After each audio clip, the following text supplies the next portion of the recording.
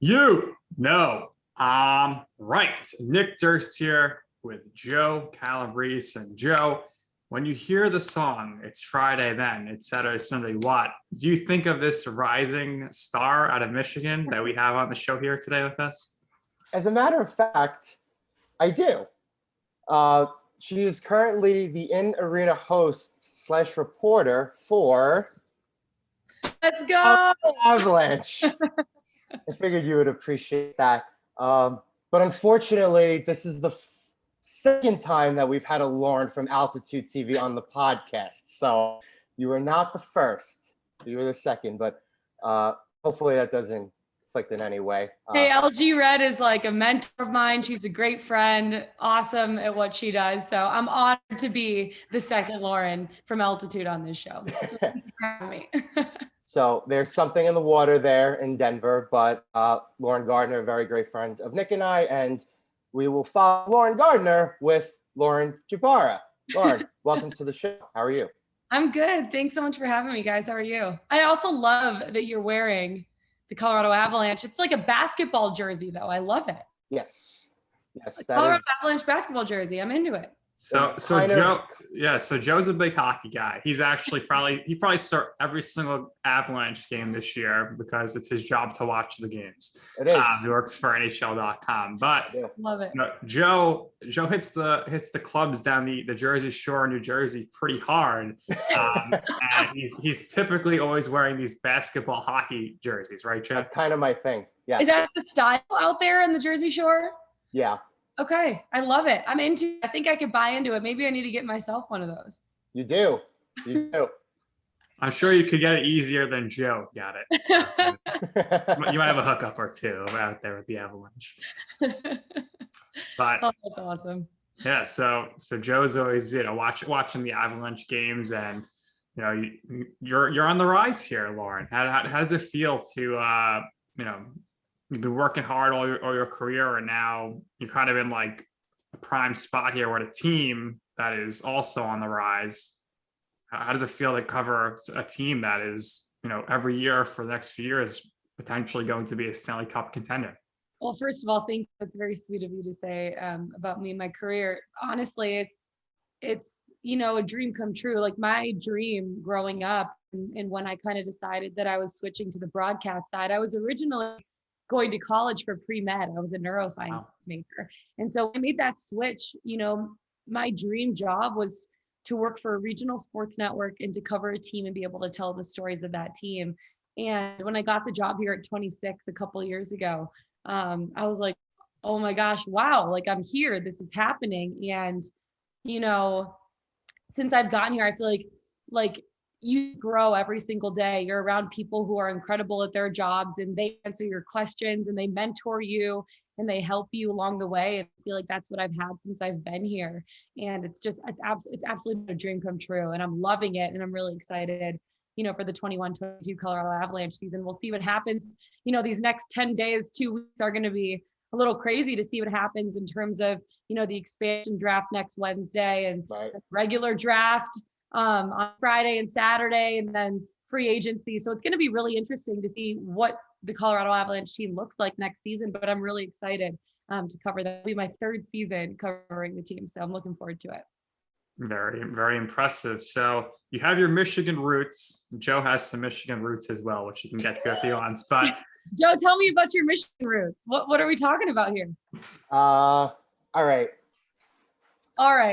So I dated a girl long distance from Grand Rapids for 3 years. She grew up, she's a suburb outside of Grand Rapids, Wyoming. So I know you have Grand Rapids ties, so I figured you would, appreciate that. I went to visit her last year. I got to see all around downtown Grand Rapids. I mean, it's a gorgeous city. We went by the river, went to a couple of really nice spots, and I consider myself a Lake Michigan expert now. I love that. Did you hit up any of the microbreweries over there? That's like what they're known for. That's the very first thing I did when we got off the plane was we hit multiple breweries that very, very first day. And there are a lot of them over there because Grand Rapids is one of the you could say, beer capitals of the entire country. They have some of the best breweries, a lot of breweries actually. So we had a couple as soon as I got off the plane. And then we went to Lake Michigan a couple of times. So Nick, I don't know if you've ever seen the American Pie movies, but American Pie 2 is the movie where they go to the lake. Yeah. And there's this, it's like the Jersey Shore there. There's this town called Grand Haven, which is the town that the American Pie 2 is based off of. And obviously, if you know American Pie, you know that that region is where they went to high school. So and the best sunsets in the entire world, the absolute best sunsets. I have a video of the Grand Haven sunset by the lighthouse over there. It's gorgeous. I bet you guys got to see Hawaii sunsets. Hawaii sunsets on their honeymoon. Pretty nice stuff. Yeah. But yeah, so I do have some Joe's usually our Michigan expert on this show. Oh, I love that. But her family, they're all state fans. So no. That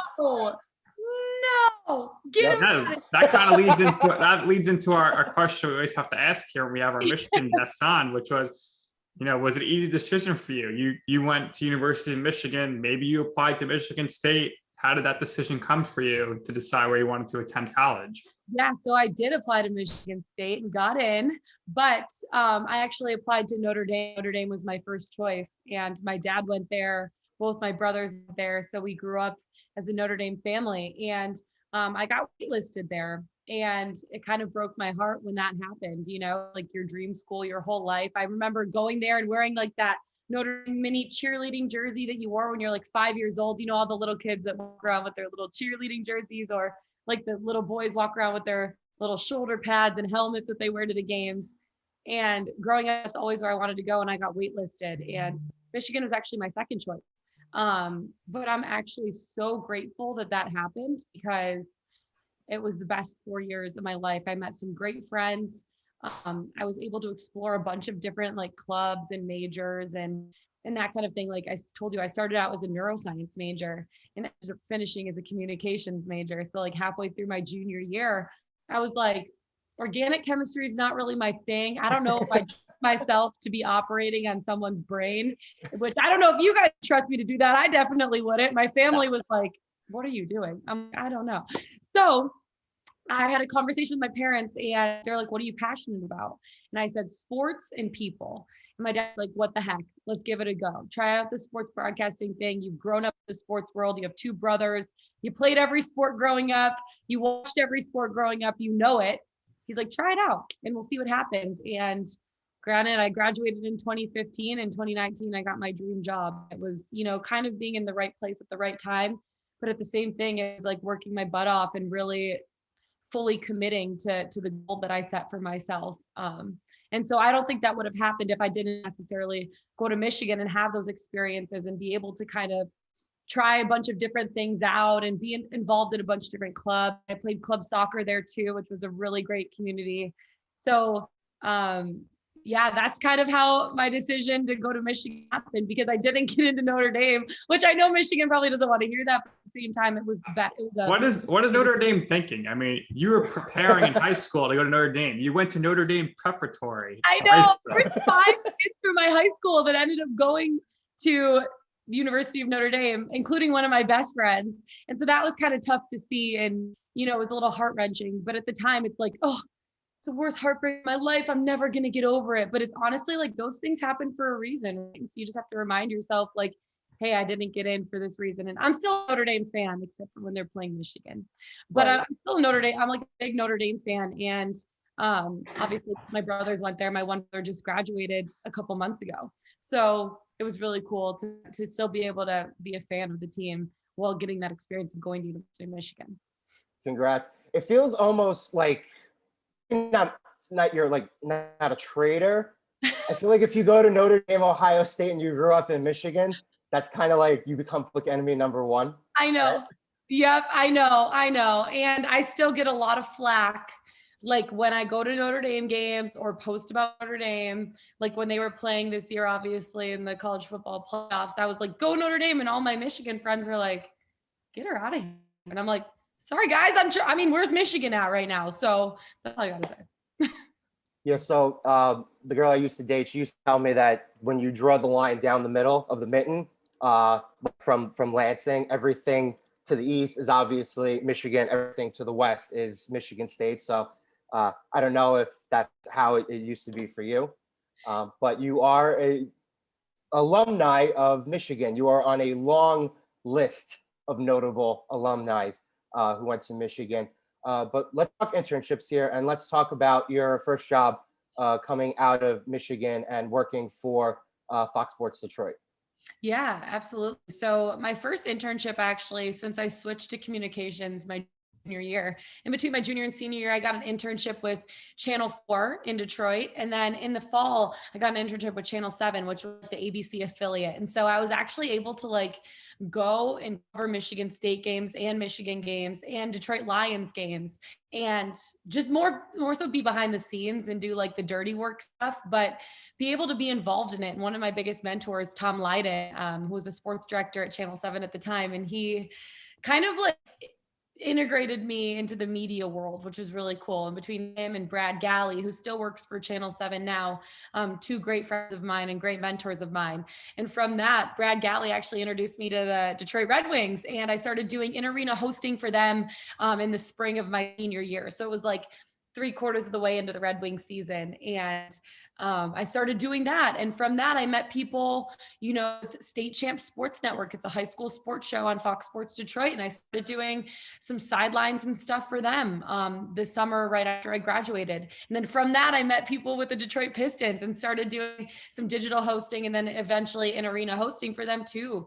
Then from that, yeah, I mean, it's such a small industry, you guys know, you just keep meeting people, right? And so from there, I started doing some sideline for high school basketball for Fox Sports Detroit and ESPN3, Oakland University men's basketball. I started doing some radio for NCOM Radio 99.5 WYCD. It's like a country station in Detroit. And I also taught workout classes. And so it was cool because I had like, I think there's one point where I had like 10 or 12 jobs. I remember filing my taxes that year, being like, oh my God, I have so many W-2s. I need to fix this out. But it was awesome because you get experience doing so many things. I did sideline, I did in-arena hosting, I did radio, I was teaching workout classes, and you just meet so many different people getting involved in so many things. And I think that's one of my biggest pieces of advice that I give to people coming up in the industry is never say no to anything, even if it seems like, that's not necessarily what I want to do in the long run, because you're always going to learn something from it, and you're always going to meet people through it. And it's such a small industry, right? That you want to, I mean, but it's the same for business, you know, or it's the same for anything. Like everything is small, and you meet so many people, and you'll never, I mean, it might not be the best experience you've had, but you'll always learn something from it and grow as a human because of it. And so that's really cool to be able to, you know, from all of that, I saw that there was a job opening here when LG was leaving to head out east. And, you know, I just put my name in and sent my boss, Kenny Miller, an email and was like, I'm really interested. And he got back to me and was like, awesome, we'd love to have you out for an interview. So it was really cool to be able to have that and grow in all those areas. And that eventually got me here. Well, I guess that's it, Joe. Lauren walked us through her career. We got nothing else. We're done. No, I have to elaborate on more. I'm sorry. That was. We're kidding. No, but you like you said, really, you did everything. You never say no. You're taking all these opportunities, and really, you flew through here real quick. You know, you're doing all different things. You're doing United Shore, professional baseball. You're doing gosh, I forgot about that too. Gaming. You know, you said you're doing the instructor stuff with the workout classes. You're doing radio. You know, I guess with the radio, how was it doing country music? And the biggest differences for you between television and radio? Yeah, the radio thing for me, I kind of liked it just because like on TV, you have to focus on obviously what you're saying, how you look, what you're wearing, your voice, your cadence. But when you're on radio, all you're focusing on is your voice and cadence and what you're saying. And so I feel like that really helped me grow in terms of like, I used to talk like this, like a little mousy, you know, and so it really helped me grow in terms of like standing up tall and speaking, you know, and enunciating words. And I don't know. I really liked it. And then also being able to do the country music thing. I met like Dirks Bentley. I met Lady Antebellum. Like I met some cool people through it too, Darius Rucker. And so it was a really awesome experience because, you know, covering sports, it's like, it's just different than covering music. And so it was cool to have that, you know, dichotomy of being able to do both. So we asked this question to a lot of people who come on, and it's pretty 50-50. A lot of people are really good at speaking on their own behalf. A lot of people are not. A lot of people don't want to deal with the conversations that come along in terms of money and negotiations and stuff like that. So we're going to ask you about the agent. Okay. Did you have an agent when you were working in Detroit, Grand Rapids? Do you have an agent now? How do you feel about that? Yeah, so I did have an agent back when I was in Detroit. I signed in 2018 with an agent. And I'm like a control freak, so I like doing a lot of things myself too. So I was actually sending out, like he got me quite a few interviews, but at the same time, I was actually sending out quite a few emails of my own to executive producers and coordinating producers at different regional networks, even if they didn't have openings, just to see like, hey, you know, sometimes like the agent side can be a little bit impersonal, right? And so I wanted to make it more personal. So if he sent my stuff to somebody, then I would follow up and send my own email to that person. And with Kenny, my boss here at Altitude, I kind of just shot him an email in the dark back in, I think it was fall of 2018, when I saw the Nuggets job was open. And he said, actually, we filled our Nuggets role. Really love your stuff. Let's reconnect if something ever opens. And he actually reached back out to me in January of 2019 and said, hey, we might have an opening. Well, I came out for an interview in beginning of March, and then I started April 1st of that same year. So it was a quick, like 2-3 week turnaround after they offered me the job. And my agent at the time helped negotiate my contract. Which I knew nothing about that. And I was like, I don't know what I'm doing. So he did that. And since then we've kind of parted ways just because I was comfortable here and I wasn't really looking and my contract with him was done. And so that was that at the time. And so I went agentless for a couple of years and I was comfortable here, right? And so just recently, I actually signed with ICM Partners. And so I am represented again. And I really love it because they work as like a team of agents. It's not just like agents at the same agency competing against each other. I really like that they all work together as a team for the common good of me and their other clients. And so that's what really attracted me to them. So I signed with them a few weeks ago. And I've really loved my experience so far. I think that, you know, my goal now is to be national. I want to be a national host or national reporter. And I'm not really picky to a certain sport. I love hockey. I also love football. I love basketball and baseball. So, you know, I also love golf. I mean, so, you know, doing any of those would be awesome eventually. But I have another year here on my contract. And so I love that. But in terms of the agent, it's nice to, you know, have somebody that's fighting for you behind the scenes and knows about those job openings. I would just say take the time to shop around and kind of see what agent fits best with you in your career and what agent's going to work the hardest for you. Because I thought of it as I want it to be like a marriage, a relationship. Like you want to be able to do it and have an open and honest conversation and converse often. And I think that that's super important. So make sure to take your time, like going around and having conversations with different agencies and different agents, just to make sure when you find the one that's the right fit for you, you know, it's the one that's the right fit for you. But I would say I'm supportive of having an agent because it's really nice to have someone working for you when maybe, you know, you're doing your job and they're doing their job of trying to find you more jobs. So it's nice. Yeah, absolutely. I think it's a tremendous resource to use. Never burn bridges, right? And make sure that you always have those good relationships.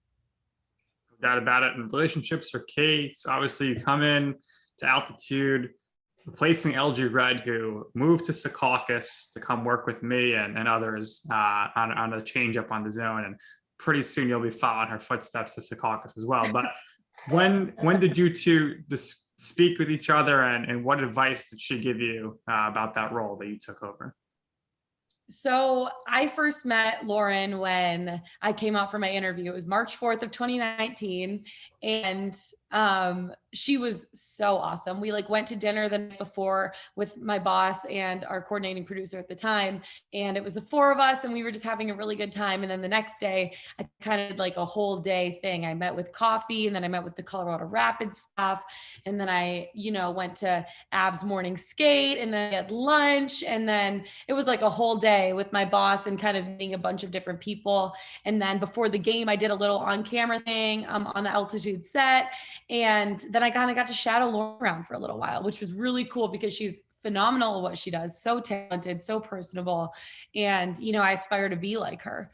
And so it was really cool being able to see that. And then, I was just talking to her about what goes into the role and what are the expectations and, everything behind it of the people we work with. And she was kind of giving me the rundown and everything. And she's like, Lauren, this is such an awesome spot. Like you would love it here. And I'm like, well, I really hope they offer me the job. Fingers crossed. A couple of weeks later, they came back and offered me the job. And then 2 weeks after that, I was moving out here. So it was a really quick turnaround. But even since then, like LG and I have stayed super close and we talk on the phone probably, once a month, once every few months. And she's a mentor to me. She's a great friend and like someone I definitely look up to in the industry. So it's been really cool to see how this industry has brought people together. And LG Red and LG, we call ourselves LG and LJ, kind of like has a little ring to it. And it's really cool to see the friendship that's formed through, the industry in general. The Laurens have to stick together, and I think Joe, it must have been an easy transition for the producers, directors, and the play-by-play and color commentary because it's just like, right. hey, we'll continue to throw it down to Lauren. I know they never messed up on the name. Sometimes they'll be like LG. We'll set it down to LG. I'm like, guys, it's LJ. It's close. Yeah, I don't know anybody that calls. I don't know anybody that calls Lauren Gardner Lauren. I think everybody calls her. It's LG. Oh, yeah. LG Red. Exactly, LG Red. I know. I call her LG Red too sometimes. That's all I do. Oh, she's awesome. So I want to ask about working with the Altitude TV staff because, like Nick alluded to at the top, I do work for NHL.com. I've been a seasonal employee there and doing stuff in different capacity for the better part of 5 years. I started in 2016 as an editorial guy, and then I moved to video a couple years later.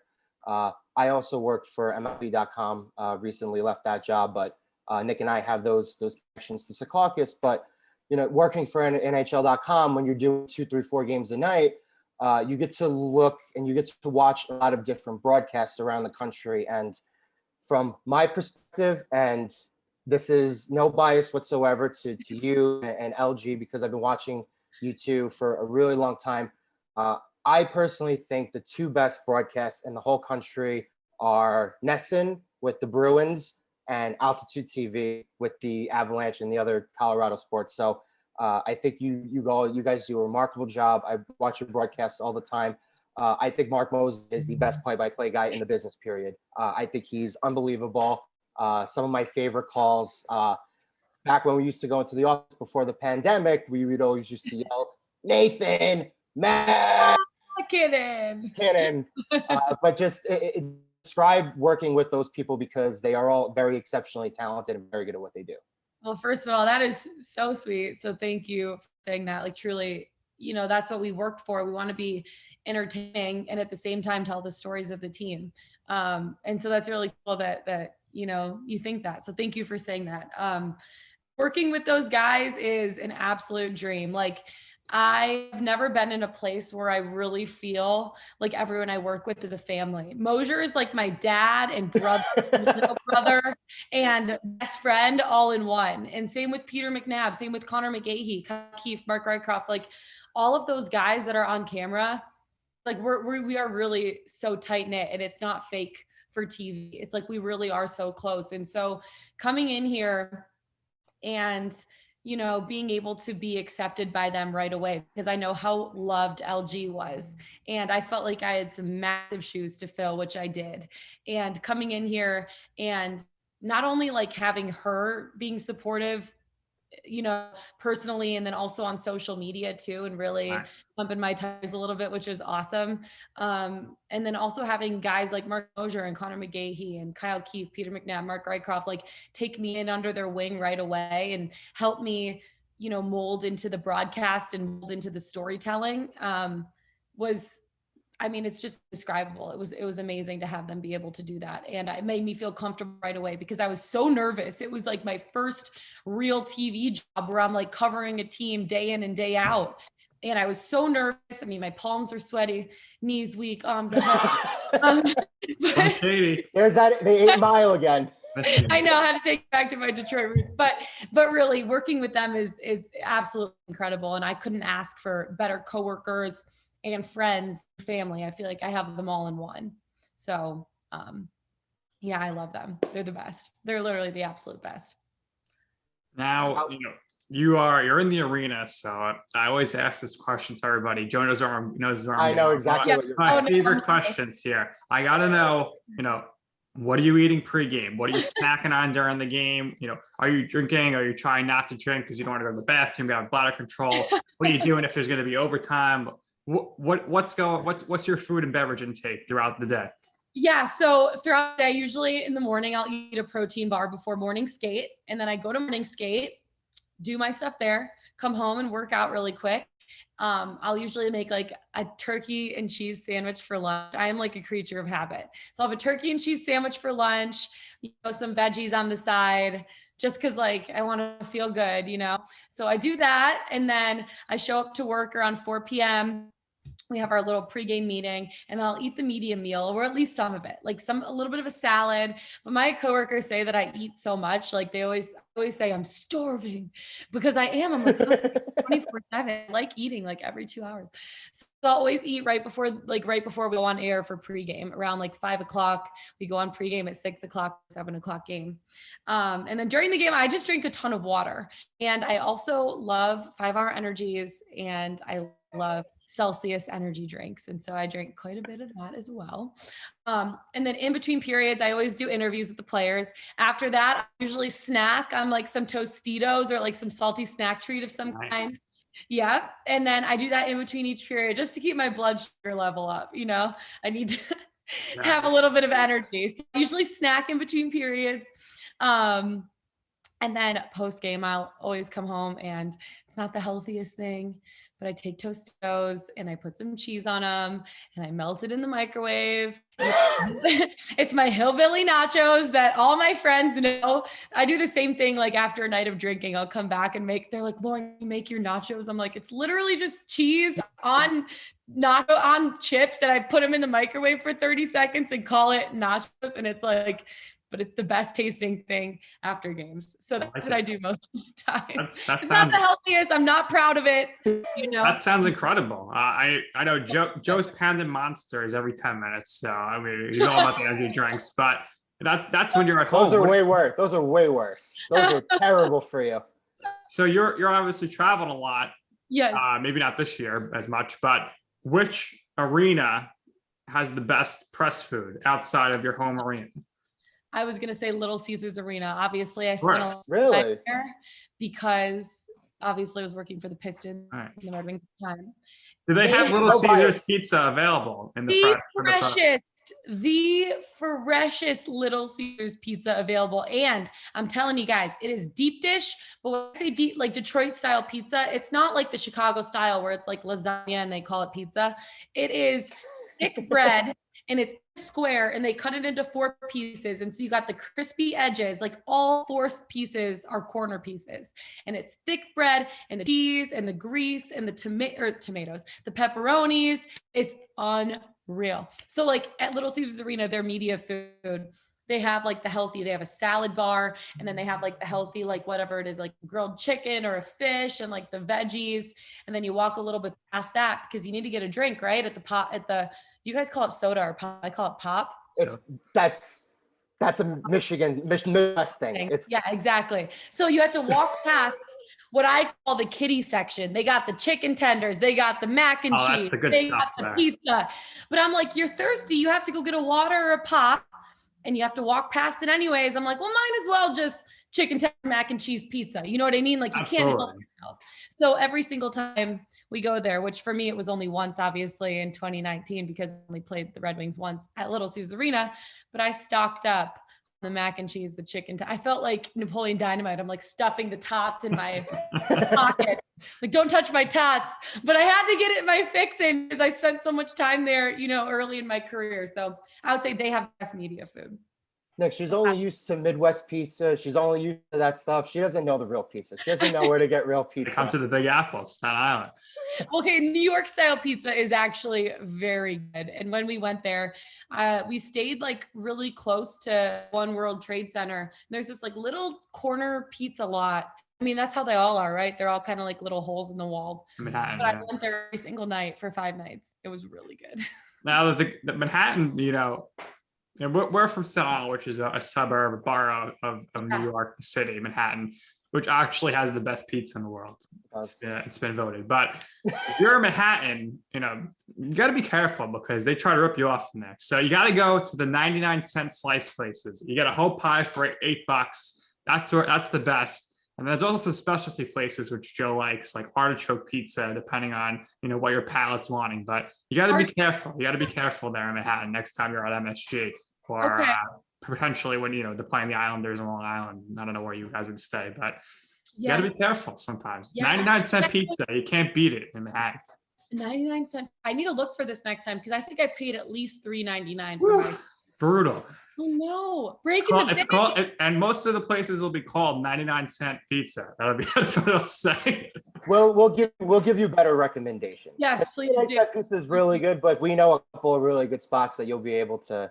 Okay. Hopefully, if everything goes well with the 82-game schedule next year, and all the travel remains the same, and I mean, we're looking at an Avalanche Rangers Stanley Cup next year, Joe. So could I'm gonna be very torn. Oh man, and you're gonna have to wear like double jersey. You're gonna have to put on the Avs and the Rangers. I do have one of the companies here, the Rangers like support companies, like the fan groups. They recently came out with the Lady Liberty jersey, which was very much like this. So that's awesome. How many basketball style hockey sweaters do you have? 4. Wow. I have the 90s Mighty Ducks logo. Okay. I have the 90s Phoenix Coyotes logo with the Kachina Coyote. I have this one. I was going to get the regular jersey, but my friend, my coworker, was like, you got to get this one because this logo is awesome. Yeah, I love it. I recently got the Lady Liberty one. So I think the plan is that I'm just eventually going to buy something for all 32 teams. You need to. I feel like next do not get a Devils or Islanders or Pittsburgh Penguins or Philadelphia Flyers basketball jersey. Yeah. I feel like you need to get on the Seattle Kraken one though, because their logo is pretty sick. Yeah, their logo is pretty sweet. It is. Really, really, really nice. Mm-hmm. Joe's going to be all in on the Kraken, no doubt about it, and we'll see with the draft. Now, the other question we ask all of our guests, yes, only when we know you've had a personal interaction with this guy. He comes up on every episode somehow. He knows all of our guests. It's wild. Your thoughts on the Workhorse, Adnan Virk? The guy is just doing every single job in the business, and it's unfortunate because no one else can get a gig because he's taking them all. He is so awesome. I love him so much. Like truly such a great human being, so talented. It actually is amazing how much he knows about everything. Because I feel like it's really easy to be an expert at one thing. It's really tough to be an expert at everything. So I just got to pump his tires a little bit, Adnan. I love you. I think you're phenomenal at what you do. Keep up the good work. But he's also a friend of mine too. And he's a great, human being to be able to talk to and learn from and watch. And just keep up the great work. He's killing it. He's absolutely killing it. It's so much fun. Yes, he is very awesome. He is a very dear friend of Nick and I, and he is incredibly supportive. A lot of the reasons why we've been able to have a lot of really tremendous guests is because of his help. He is so unselfish, and obviously he comes up mostly all the time. And you could extend it out to LG Red. She is a terrific friend of ours. So Nick and I are so appreciative. I have one last question for you. Yeah, bring it on. On your bio on Altitude, right? It says your favorite band is Bon Jovi. Mm-hmm. Bon Jovi jersey. That's like One Direction. One Direction. Better than One Direction, but I mean, Bon Jovi, really?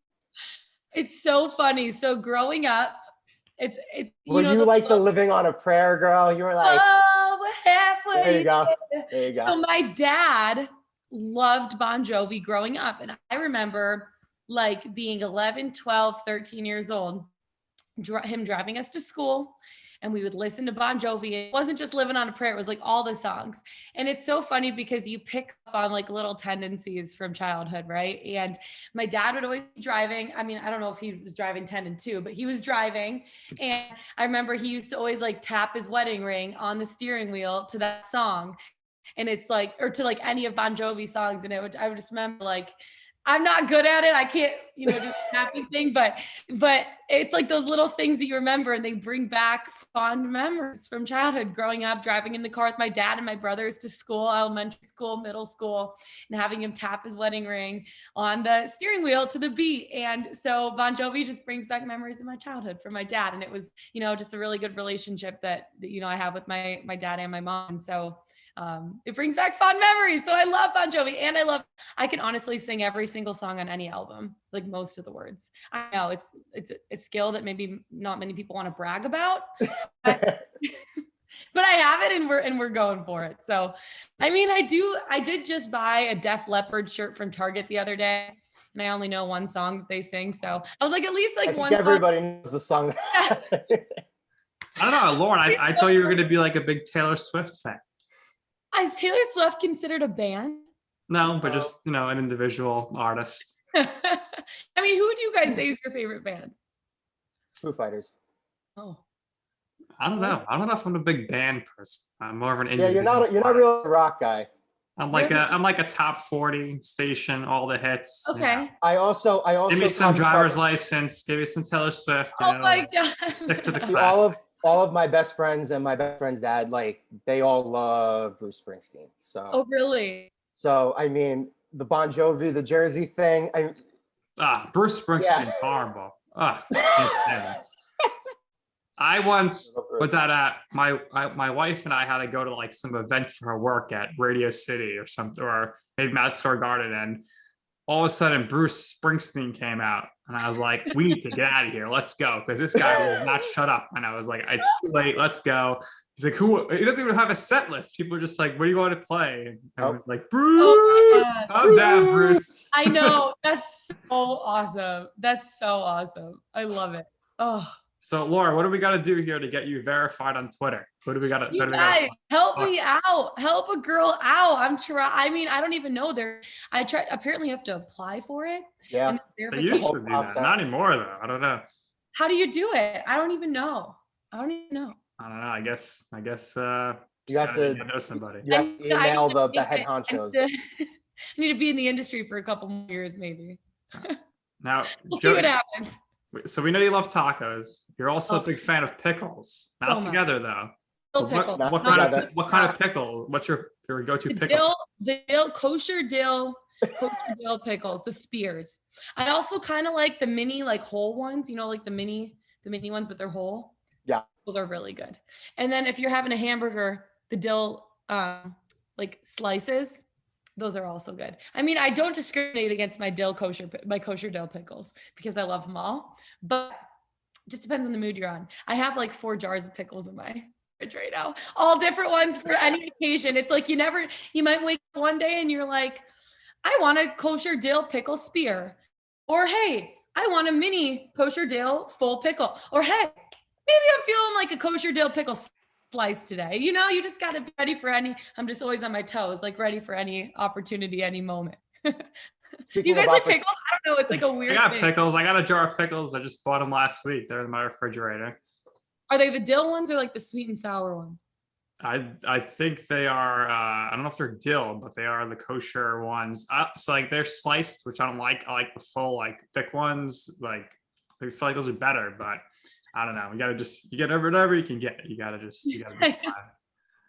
Oh my gosh. Speaking of opportunities, are we going to see you on NHL Network more next season? I hope so. I think so. I loved doing, some correspondent work for them this season. And so hopefully the Avs have another really good season next year and I'm able to be on because it was super fun. I was on NHL Now quite a bit with Jackie Redmond and EJ. Yep. And so that was really cool to be able to have those experiences. And I love those guys too. Everybody at NHL MLB Network is awesome. And so anytime I get to, a chance to work with them, it's incredible. So fingers crossed, that'd be awesome. We'll see what happens next season. They are certainly terrific. You were terrific. Thank you for doing this with us. We really, really appreciate it. And what we do here is we always give our guests the last word. So if there's anything else you would like to share, or if there's anything else you would like to promote, Nick and I are going to work on getting you verified on Twitter because we're way past overdue. But go right ahead. The floor is all yours. Thanks again, Lauren. Thank you. I just like to finish off with, pieces of advice. Like my biggest things are never burn bridges, always maintain relationships. And the biggest thing that I think I learned, I guess the two biggest things that are the most important to me is one, always be true to yourself. I feel like in this industry, it's really easy to look at other people and be like, I want to be just like them, or I want to do this or that. And it's like, it's okay to take things from those people and learn, but at the same time, like there's only one of you, right? So make sure that you're yourself fully in any situation, because that's what's going to make you successful. And two, outwork anybody. Always give 150%, because I feel like confidence comes with being prepared, right? And so if you're prepared and over prepared, you're going to be confident in anything that you do. So over prepare, be yourself, and maintain connections, never burn bridges. Three biggest pieces of advice that I've taken throughout my career, and they've worked for me so far. So I like sharing that and passing that along with people who are up and coming in the industry as well. Fantastic. And thank you guys for having me, because I really loved, this has been so much fun. Oh, we appreciate you coming on. Appreciate you coming on with us. Had a good time, good interview, and great advice to end it off with. So we appreciate your time here. So that's going to do it here for this episode of You Know I'm Right. For our special guest, Lauren, for my co-host, Joe, I am Nick. And this has been You Know I'm Right.